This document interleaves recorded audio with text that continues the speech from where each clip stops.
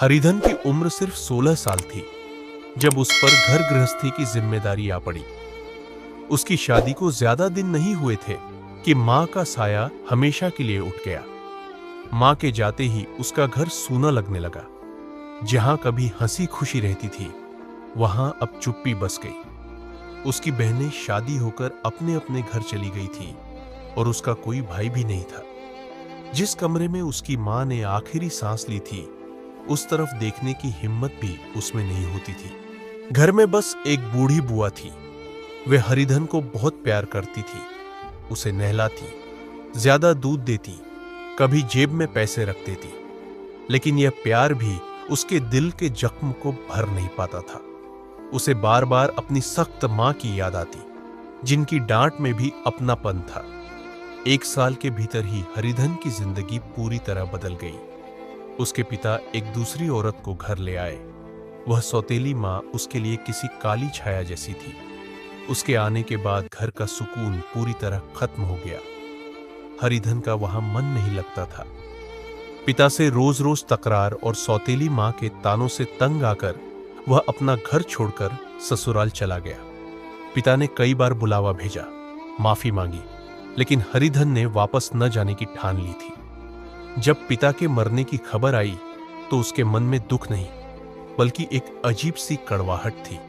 उसकी आंखों से एक आंसू तक नहीं निकला। शुरुआत में ससुराल उसे जन्नत जैसी लगी। उसकी सास उसे बहुत मान देती थी। वह अपने बेटों से ज्यादा हरिधन की तारीफ करती और अपने ही बच्चों की बुराई उसके सामने करती। हरिधन को लगा कि उसे फिर से मां मिल गई है। साले सालियों की हंसी और पत्नी गुमानी के प्यार में वह सब कुछ भूल गया।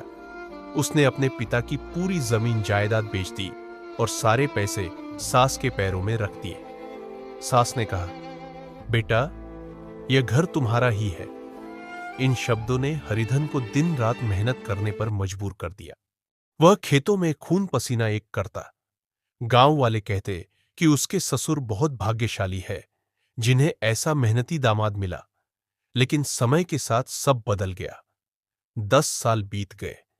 जो कभी घर का सबसे अहम आदमी था वह पहले साधारण इंसान बना और फिर धीरे धीरे मजदूर जैसा व्यवहार पाने लगा।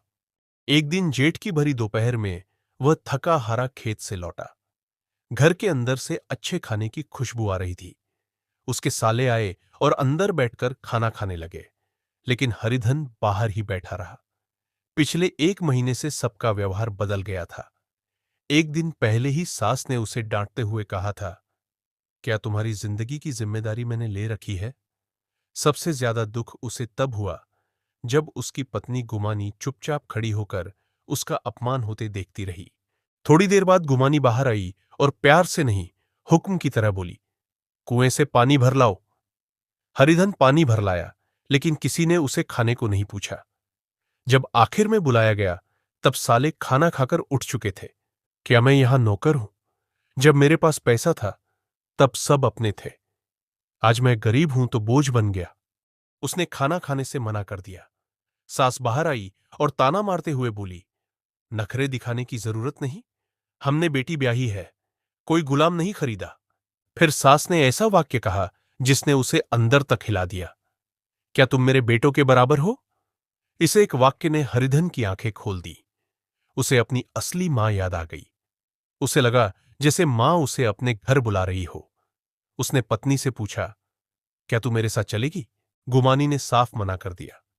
हरिधन समझ गया कि यहां प्यार नहीं, सिर्फ मतलब का रिश्ता है। वह बिना रुके 5 घंटे पैदल चलता रहा। जब वह अपने गांव के आम के बागों के पास पहुंचा तो उसका दिल खुशी से भर गया। वह बचपन की तरह एक पेड़ पर चढ़ गया। बाग के रखवाले ने डंडा उठाकर गालियां दी। उन गालियों में भी उसे अपनापन लगा। वह जोर जोर से हंसने लगा। रखवाला उसका पुराना दोस्त मंगरू था। मंगरू ने उसे गले लगाया और बोला, घर चलो भाई, तुम्हारे छोटे भाई और सौतेली मां बहुत बुरी हालत में है, सब तुम्हारा इंतजार कर रहे हैं।